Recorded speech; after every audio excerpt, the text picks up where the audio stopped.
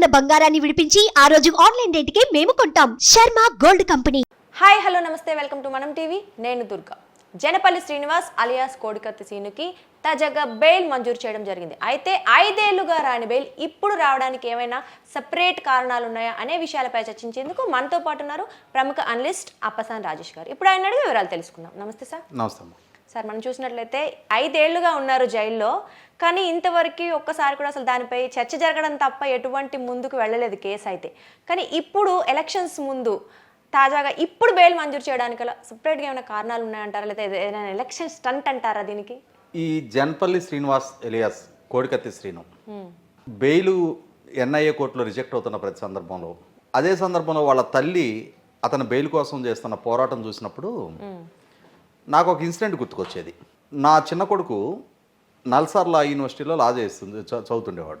తను అందులో చదువుతున్న సందర్భంగా తను ఇంకొక 2 స్టూడెంట్స్తో కలిపి రాజమండ్రి సెంట్రల్ జైలుకి ఇంటర్న్షిప్కి వెళ్ళారు ఒకసారి. ఓకే. అక్కడికి వెళ్ళొచ్చిన తర్వాత తను నాకు చెప్పాడు, చిన్న చిన్న నేరాలకి జైలు పాలయ్యి అండర్ ట్రయల్స్గా ఉండి కనీసం వాళ్ళ తరపున బెయిల్ పిటిషన్ కూడా మూవ్ చేయలేని స్థితిలో, అంటే వాళ్ళు చేసిన నేరాల్లో పడే శిక్ష కన్నా కూడా ఎక్కువ కాలం వాళ్ళు జైల్లో ఉన్నారు కస్టడీ ప్రకారం, అంటే అండర్ ట్రయల్స్గా. అంటే వాళ్ళ కేసులు విచారణకు నోచుకోవు. ఆ కేసులు విచారణ పూర్తయిపోయి వాళ్ళకి జైలు ఖరారు చేస్తే వాళ్ళకి శిక్ష పడటం కన్నా ఎక్కువ టైం వాళ్ళు జైల్లో ఉన్నారు కాబట్టి విడుదలైపోతారు. వాళ్ళ కేసులు విచారణకు రావట్లేదు, వాళ్ళకి బెయిల్ పిటిషన్లు మూవ్ చేయగలిగిన స్తోమత ఆ కుటుంబ సభ్యులకి లేదు. ఏదో ఒక బలహీన క్షణాల్లో చిన్న చిన్న నేరాలకు కమిట్ అయ్యి, ముఖ్యంగా గంజాయి అక్రమ రవాణా లాంటి ఈ వ్యాపారస్తులు ఈ రవాణా కోసం వీళ్ళకి ఏదో డబ్బులు ఆశ చూపి ఆ ప్రాసెస్లో వీళ్ళు పట్టుబడతారు. అసలు సొత్తదారులు పాతదారులు అందరూ వాళ్ళు సేఫ్గానే ఉంటారు, వీళ్ళు బలిపశులుగా మారిపోతారు. వీళ్ళు అరెస్ట్ అయిన తర్వాత వాళ్ళు వీళ్ళని పట్టించుకోరు, ఎందుకంటే ఆ డబ్బులు కాసుపడి వీళ్ళు బదులు ఇంకొకడు వాళ్ళ అవసరాలు గడుస్తూనే ఉంటాయి. ఇటువంటి వాళ్ళు కొన్ని వందల మంది వాళ్ళ జైళ్లలో మగ్గుతా ఉన్నారు అని చెప్పని నాకు తెలిసినప్పుడు శ్రీను ఇష్యూ ఎప్పుడు మీడియాలో చర్చకొచ్చినా కూడా నాకు అదే గుర్తుకొచ్చేది. ఎందుకంటే ఇవాళ శ్రీను ఆ సంఘటనకు పాల్పడ్డా లేదనేది, జగన్మోహన్ రెడ్డి గారి మీద హత్యాయత్నానికి ప్రయత్నం చేశాడా లేదనేది రేపు అంతిమంగా ఎన్ఐఏ కోర్టు విచారణలో నిర్ధారణ తేలుతుంది. కానీ ఆ ఆరోపణల మీద అతను అరెస్ట్ అయ్యాడు. ఒక వ్యక్తి అరెస్ట్ అయినప్పుడు జస్టిస్ కృష్ణయ్య గారు ఒక స్టేట్మెంట్ ఇవ్వడం జరిగింది, bail is a rule, jail is an exception. కానీ ఆ రూలు అందరికీ సమానంగా ఎందుకు వర్తించట్లేదు? ఏ అక్యూజ్డ్కైనా హక్కు కదా బెయిల్ పొందడం అనేది. పోనీ ఆ నేర తీవ్రతను బట్టి ఒకవేళ ఇతన్ని విడుదల చేసిన పక్షంలో కేసును ప్రభావితం చేయగలిగే అంతటి ప్రభావవంతుడు, అంతటి పలుకుబడి కలిగిన వాడు, అంతటి ఇన్ఫ్లుయెన్సర్, ఇతన్ని బయటకు వదిలితే సంఘంలో అరాచకాలు చెలరేగుతాయి, ఇటువంటి నేరారోపణలు ఉన్న వ్యక్తులైతే పోనీ దేశద్రోహులు, పెద్ద పెద్ద టెర్రరిస్టులు, అటువంటి వాళ్ళనైతే పోనీ ఆ నేర తీవ్రతను బట్టి వాళ్ళని లోపల ఉంచేశారంటే అర్థం ఉంది. కానీ ఇవన్నీ చిన్న చిన్న నేరాలు కదా. ఇప్పుడు ఆ సంఘటనలో జగన్మోహన్ రెడ్డి గారికి తగిన గాయం ఎంత? జగన్మోహన్ రెడ్డి గారు ఎవరనేది పక్క పెడదాం, మొట్టమొదటి ఆయన ఒక వ్యక్తే కదా. ఆయన ప్రతిపక్ష నాయకుడు, ఇవాళ ముఖ్యమంత్రి, అంటే ఆయన స్థాయిని బట్టి నేర తీవ్రత పెరగదు కదా. ఒక వ్యక్తి ఇంకొక వ్యక్తి మీద చేసిన దాడిగానే దాన్ని పరిగణించాలి. అక్కడ ఆరోపణ ప్రకారం శ్రీను దాడి చేశాడు, జగన్మోహన్ రెడ్డి గారు బాధితుడు. ఇవాళ జగన్మోహన్ రెడ్డి గారు ముఖ్యమంత్రి అయితే అయి ఉండొచ్చు, కానీ ముఖ్యమంత్రి కాబట్టి అడిషనల్ ప్రివిలేజ్ ఉండదు. ముఖ్యమంత్రి కాబోతున్న వ్యక్తి కాబట్టి ఆయన మీద దాడి చేశాడు కాబట్టి అని చెప్పని అదనపు శిక్ష కూడా ఉండదు. ఇప్పుడు చట్టం ముందు అదొక నేరం, అదొక సంఘటన. అది యాదృచ్ఛికంగా జరిగిందా, కుట్రపూరితంగా జరిగిందా, ఎట్లా జరిగిందనేది విచారణ సంస్థ నీకు తెలుస్తుంది. జగన్మోహన్ రెడ్డి గారు ఈ సంఘటన జరిగిన తర్వాత ఆయనే నాకు ఆంధ్రప్రదేశ్ పోలీసుల పట్ల నమ్మకం లేదు అన్నారు. నాకు కేంద్ర దర్యాప్తు సంస్థ విచారణ చేయించాలని చెప్పని ఆయన కోరుకున్న మీదటే దేశ భద్రతకు సంబంధించిన కేసులు విచారించే ఎన్ఐఏ లాంటి నేషనల్ ఇన్వెస్టిగేషన్ ఏజెన్సీ లాంటి అత్యంత ప్రతిష్టాత్మక సంస్థ విచారణ జరిగింది. ఆ సంస్థ చేసిన విచారణలో జగన్మోహన్ రెడ్డి గారు ఆయన పదే పదే డిమాండ్ చేస్తున్నట్టుగా కుట్రకోణం లేదు. అంటే జగన్మోహన్ రెడ్డి గారు ఎన్నికలకు ముందు ఆరోపించింది ఏంటి? ఆనాడు పాలకుడుగా ఉన్న చంద్రబాబు నాయుడు గారు వాళ్ళ పార్టీ, చంద్రబాబు నాయుడు గారు సామాజిక వర్గానికి సంబంధించిన క్యాంటీన్ ఓనరు, ఆ క్యాంటీన్లో పనిచేస్తున్న శ్రీనివాసు. అంటే దీన్ని ఒక కుట్రకోణంగా మలిచే ప్రయత్నం చేశారు. కానీ ఈ జరిగిన సంఘటనలో కుట్రకోణం లేదు అని చెప్పని ఎన్ఐఏ నిర్ధారణ చేసింది. కోర్టుకి ఛార్జ్ షీట్ రూపంలో స్పష్టం చేసింది. అటువంటప్పుడు మొట్టమొదట ముఖ్యమంత్రి, ఇవాళ ముఖ్యమంత్రి, ఆయన ముఖ్యమంత్రిగా కూడా ఆలోచన చేయాల్సిన అవసరం ఉంది. ఆయన ముఖ్యమంత్రిగా రాజ్యాంగం మీద ఏమైనా ప్రమాణ స్వీకారం చేశారు? భయము, పక్షపాతము, రాగద్వేషాలకు అతీతంగా పరిపాలన చేస్తానని ప్రమాణ స్వీకారం చేసిన ముఖ్యమంత్రి ఆయన. దానికి కట్టుబడి ఉండాలి. ఈ సంఘటన వల్ల జగన్మోహన్ రెడ్డి గారికి లబ్ధి చేకూరిందా, నష్టం జరిగిందా అనేది కూడా ఆయనకు కూడా తెలుసు. ఇది ఆర్కెస్ట్రేటెడ్ డ్రామా, శ్రీనివాస్ చేసిన సంఘటన కాదు ఇది అని చెప్పని శ్రీనివాస్ తరపున వాదిస్తున్న లాయర్ సలీం గారు పదే పదే స్పష్టం చేస్తూ ఉన్నారు. కొన్ని సాక్ష్యాలు కూడా ఆయన ప్రస్తావిస్తూ ఉన్నారు. ఏం చెప్తున్నారు ఆయన? ఎయిర్పోర్టు పోలీసులు వాళ్ళు మొట్టమొదటి ప్రాథమిక విచారణ చేశారు. శ్రీనివాస్ను అదుపులోకి తీసుకున్న తర్వాత అతని దగ్గర నుంచి ఏమేమి వస్తువులు రికవర్ చేసుకున్నారు? బెల్టు, పర్సు, 10 రూపాయల నోటు అతని దగ్గర రికవర్ అయింది. అంటే జగన్మోహన్ రెడ్డి గారి హత్యకి ఉపయోగించినట్టుగా చెప్తున్న కోడికత్తి అతని దగ్గర లేదు. ఆ కోడికత్తి ఎవరి దగ్గర నుంచి వచ్చింది? వెంటనే ఎందుకని పోలీసులకి హ్యాండ్ ఓవర్ చేయలేదు? ఇవాళ బొత్స సత్యనారాయణ గారి మేనలుడు, ప్రస్తుతం వైసీపీ పార్టీలో విజయనగరం జిల్లా పరిషత్ చైర్మన్గా ఉన్న మధ్య శ్రీనివాస్ ఎలియాస్ చిన్ని శ్రీను, అతని దగ్గర ఎందుకు ఉంది కోడికత్తి? అతను ఇవాళ అంటే చట్టాన్ని, విచారణ సంస్థలను గౌరవించే పని అయితే శ్రీనివాస్ని వాళ్ళకి హ్యాండ్ ఓవర్ చేసినప్పుడే ఇదిగోండి ఇతని దగ్గర నుంచి మేము లాక్కున్నామని చెప్పని దానికి హ్యాండ్ ఓవర్ చేయాలి. తర్వాత అది సంఘటనలో వాడిన వెపన్ కదా, దాని మీద ఫింగర్ ప్రింట్స్ లాంటివి ఏమి ట్యాంపర్ కాకుండా చూడాల్సిన అవసరం ఉంది. కానీ ఎప్పటికి దాన్ని హ్యాండ్ ఓవర్ చేశారు? ఎందుకని సకాలంలో హ్యాండ్ ఓవర్ చేయలేదు? అసలు అతని దగ్గర ఎందుకు ఉంది?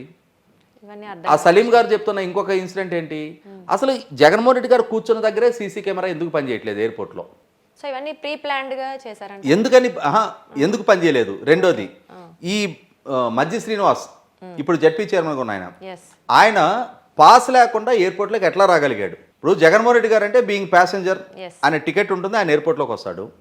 ఈ శ్రీనివాస్ అంటే అక్యూజ్డ్, ఇతను అక్కడ క్యాంటీన్లో వర్క్ చేస్తున్నాడు, అతను లోపలికి ఆ వర్క్ పాస్ ఏదో ఉంటుంది, అతను వస్తాడు.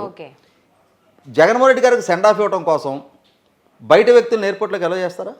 ఇప్పుడు మీరు నేను ఎయిర్పోర్ట్కి వెళ్తాం, మన వాళ్ళు ఎవరైనా విదేశాలకు ఎక్కడికైనా వెళ్తున్నప్పుడు ఏ స్థాయి వరకు మన ఎలా చేస్తారు? అక్కడ ఆ లోపలికి ఎంట్రీ టికెట్ కొనుక్కుంటే కూడా ఒక పర్టిక్యులర్ ఏరియా వరకే, ఆ బ్యారికేడింగ్ వరకే ఎలా చేస్తారు. అంతేగాని విఐపి లాంచ్లోకి ఎలా చేస్తారా? ఎట్లా రాగలిగాడు అతను? ఎందుకు అతన్ని ఎలా చేశారు అక్కడ వరకు? అంటే అసలు భద్రతా విభాగాలు ఏం చేస్తున్నాయి? ఎయిర్పోర్టు సెక్యూరిటీ విభాగం ఉంటుంది కదా, వాళ్ళు అతన్ని అడ్డుకోవాలి కదా, లోపలికి ఎట్లా ఎలా చేశారు? అంటే ఇక్కడ మొత్తానికి ఉల్లంఘనలు చాలా ఉన్నాయి. అక్కడ ప్రాపర్ భద్రతా ప్రమాణాలు పాటించట్లా, ఏదో కుట్రకోణం ఉంది. ఆ కుట్రకోణంలో ఇవాళ ఈ శ్రీనివాసు అతను ముద్దాయా, బలిపశువా? అంటారు మీరు 100% అంటే మనం అంటాం కాదు, ఆ లాయర్ ఇవాళ డైరెక్ట్ గా మీడియాలోకి వచ్చి మాట్లాడుతున్నాడు. ఎవరు ఇవ్వాలి వివరణ? దానికి ఆ మధ్య శ్రీనివాస్ ఇవ్వాలి, జగన్మోహన్ రెడ్డి గారు ఇవ్వాలి. ఎందుకని వాళ్ళు ఇప్పటిదాకా నోరు మీద పట్ల? ఇవాళ ఒక కుర్రాడు ఒక ఆరోపణల మీద కేసులో అరెస్ట్ అయి ఉన్నాడు, 5 సంవత్సరాలు 2 నెలలుగా జైల్లో ఉన్నాడు. జగన్మోహన్ రెడ్డి గారు కోర్టుకు ఎందుకు రారు? ఆయన బాధితుడు కదా, ఆయన అక్యూజ్డ్ కాదు కదా, విచారణకు సహకరించాలి కదా. ఇవాళ అదే మీరు నేను విచారణకు సహకరించకపోతే, మనం ఇచ్చిన కంప్లైంట్ అయినా సరే, మన మీద దాడి జరిగిన ఇష్యూ అయినా సరే, విచారణకి కోర్టుకు మనం సహకరించకుండా ఉంటే మీ విషయంలో నా విషయంలో కూడా ఇంత ఉదాసీనంగా న్యాయస్థానాలు ఉంటాయా? అంటే జగన్మోహన్ రెడ్డి గారు ముఖ్యమంత్రి అయితే ఆయనకి అడిషనల్ ప్రివిలేజ్ ఏమైనా ఉందా కోర్టు ముందు? చట్టం ముందు అందరూ సమానమే అని చెప్పని చెప్తాం కదా. చెప్పేటప్పుడు జగన్మోహన్ రెడ్డి గారిని ఇన్ని వాయిదాలకు ఆయన అటెండ్ కాకుండా ఉంటున్నా, ఇన్నిసార్లు కోర్టు సమన్ చేసినా ఆయన కోర్టుకు సహకరించకపోతుంటే, నేను కోర్టుకు రాలేను, అడ్వకేట్ కమిషన్ అపాయింట్ చేసి నా దగ్గర వాంగ్మూలం నమోదు చేసుకోమని చెప్తున్నాడు ఆయన. ఎందుకు రాలేరు కోర్టుకి? ఆయన బెడ్ రిడన్ పేషెంటా? కాదుగా. ఇప్పుడు ఏదైనా బెడ్ రిడన్ పేషెంట్ అయితే రాలేని స్థితిలో ఉన్నారు అని అంటే, పోనీ అటువంటి వ్యక్తి దగ్గరికి అడ్వకేట్ కమిషన్ పంపించారంటే అర్థం ఉంది. విదేశాలకు వెళ్ళడానికి తీరుకుంటుంది, వివిధ ప్రాంతాల్లో పర్యటించడానికి తీరుకుంటుంది, రాష్ట్రంలో రాజకీయ సభల్లో పాల్గొనడానికి తీరుకుంటుంది, పరిపాలనాపరమైన వ్యవహారాలు చూసుకోవడానికి తీరుకుంటుంది. కానీ చట్టాన్ని గౌరవించి వాంగ్మూలం నమోదు చేయడానికి కోర్టుకు రావడానికి తీరుకుంటుందా? పోనీ కోర్టు మొహం ఎరగనాళ్ళ వీళ్ళందరూ ఎన్ని వాయిదాలకి చేతులు కట్టుకొని కోర్టులో నిలబడున్నారు వాళ్ళ సొంత కేసుల విచారణకి. ఇటువంటి సందర్భంలో ఇవాళ ఈ శ్రీనివాస్ ఇష్యూ ఇన్ని సంవత్సరాలు పెండింగ్ ఉండటం, వాస్తవంగా ఆ ఇంటెన్సిటీ ఆఫ్ క్రైమ్, అంటే ఆ నేర తీవ్రతను బట్టి నిజంగా అతను ముద్దాయి అని చెప్పని కోర్టు ఫీల్ అయ్యి అతనికి శిక్ష వేసినా కూడా ఇంతకాలం జైల్లో ఉండడం. కానీ ఇవాళ జగన్మోహన్ రెడ్డి గారి అలసత్వం అనాలా, లేదు కోర్టుకి వెళ్ళి శ్రీనివాసుని ఫేస్ చేయలేని పరిస్థితి, ఫేస్ చేసి ఇతని వల్ల నాకు గాయం తగిలింది అని చెప్పే పక్షంలో అతని నోటి నుంచి ఏమి నిజాలు వినాల్సి వస్తాయి అని చెప్పిన భయంతో ఇవాళ వాళ్ళ లాయరు బయట పెడుతున్న ఇష్యూస్ ప్రకారం అయితే 100% అక్కడ ఏదో మతలబు ఉంది, 100% కుట్రకోణం ఏదో ఉంది. కాబట్టే ఇన్నాళ్ళుగా ఆ కేసుకి విచారణకు సహకరించకుండా జగన్మోహన్ రెడ్డి గారు కాలయాపన చేస్తున్నారు. ఎందుకంటే వీళ్ళ వైఖరి వివేకానంద రెడ్డి గారి హత్య కేసులో చూసాం కదా, చంద్రబాబు నాయుడు గారికి ఆపాదించారు. కానీ వాళ్ళ సిబిఐ ఏమని నిర్ధారణ చేసింది, సొత్తదారులు ఎవరు పాతదారులు ఎవరని చెప్పని ఒక్కొక్కరిని అరెస్టులు చేసింది కదా. ఇవాళ జగన్మోహన్ రెడ్డి గారి కుటుంబ సభ్యులే ముద్దాయిలుగా ఉన్నారు కదా. కానీ ఆయన రాజకీయంగా పబ్బం గడుపుకోవడానికి ఆనాడు పాలకులకు ఆపాదించి దాన్ని ఒక ఎన్నికల అస్త్రంగా మలుచుకున్నారు కదా. ఇటువంటి నేపథ్యంలో కోడికత్త అంశంలో కూడా ఆయన బాధ్యత అని చెప్పని ప్రజలు ఎట్లా నమ్మాలి అని అంటే ముందు విచారణకు మీరు ఎందుకు సహకరించట్లా? ఈ నేపథ్యంలో 100% శ్రీనివాస్కి ఇప్పటికైనా సరే ఇవాళ 9 సార్లు ఎన్ఐఏ కోర్టు అతనికి బెయిల్ పిటిషన్ రిజెక్ట్ చేయడం జరిగింది. ఎందుకు అని అంటే only for the sake of Jaganmohan Reddy గారి నాన్ కోఆపరేషన్. ఆయన కోర్టుకు వచ్చి బాధ్యతగా వాంగ్మూలం ఇవ్వని పర్యవసానం. న్యాయస్థానాలు కూడా ఆలోచించాలి కదా. జగన్మోహన్ రెడ్డి గారు సహకరించట్లా, ఇంకొక జీవితకాలం ఆయన సహకరించడు, ఇతన్ని కోర్టులో జైల్లోనే ఉంచేస్తారా? ఇప్పుడు అతని అంశం కూడా పరిగణలోకి తీసుకోవాలి కదా.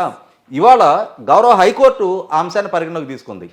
జగన్మోహన్ రెడ్డి గారు విచారణకు సహకరించకపోని అతనికి హక్కు ఉంది, అతను స్వేచ్ఛావాయులు పీల్చుకునే వెసులుబాటు అతను కల్పించాల్సిన బాధ్యత చట్టానికి ఉంది అని చెప్పని గౌరవ హైకోర్టు ఫీల్ అయింది. కాబట్టి ఇవాళ అతనికి బెయిల్ ఇవ్వడం జరిగింది. ఇవాళ మనకు అందుకే న్యాయ వ్యవస్థలో ఇన్ని లేయర్స్ పెట్టింది. ఒక కోర్టులో కాకపోయినా ఇంకో దగ్గర న్యాయం దక్కడానికి ఆస్కారం ఉంటుందనే ఉద్దేశంతో మన పెద్దలు ఆలోచించి ఇన్ని లేయర్స్ ఏర్పాటు చేసినప్పుడు 100% ఒక కోర్టులో కాకపోయినా ఇంకో కోర్టులో న్యాయం దక్కుతుంది. ఇవాళ న్యాయ వ్యవస్థే ప్రజలకు అండగా నిలబడుతుందని చెప్పని 100% ఇవాళ జనపల్లి శ్రీనివాస్ ఎలియాస్ కోడికత్తి శ్రీను కేసులో ఇవాళ సమాజానికి రుజువైంది, ప్రజలకు నిర్ధారణ అయింది. సార్, మొత్తానికైతే షరతులతో కూడిన బెయిల్ అయితే జనపల్లి శ్రీనివాస్కి మంజూరు చేయడం జరిగింది. మీరు అంటున్నారు చాలా చిక్కుముళ్ళు ఉన్నాయి ఈ కేసు వెనక, కావాలనే కుట్రతోనే అతను ఇన్ని రోజులు జైల్లో ఉంచినట్లుగా చెప్తున్నారు. సరే సార్, ఏం జరుగుతుంది, అతను బయటకు వచ్చాక ఏం చేయబోతున్నారు, ఎలక్షన్స్పై ఏమైనా ప్రభావం ఉంటుందనే విషయాలు మనం వెయిట్ చేస్తే చూద్దాం sir. Thank you so much.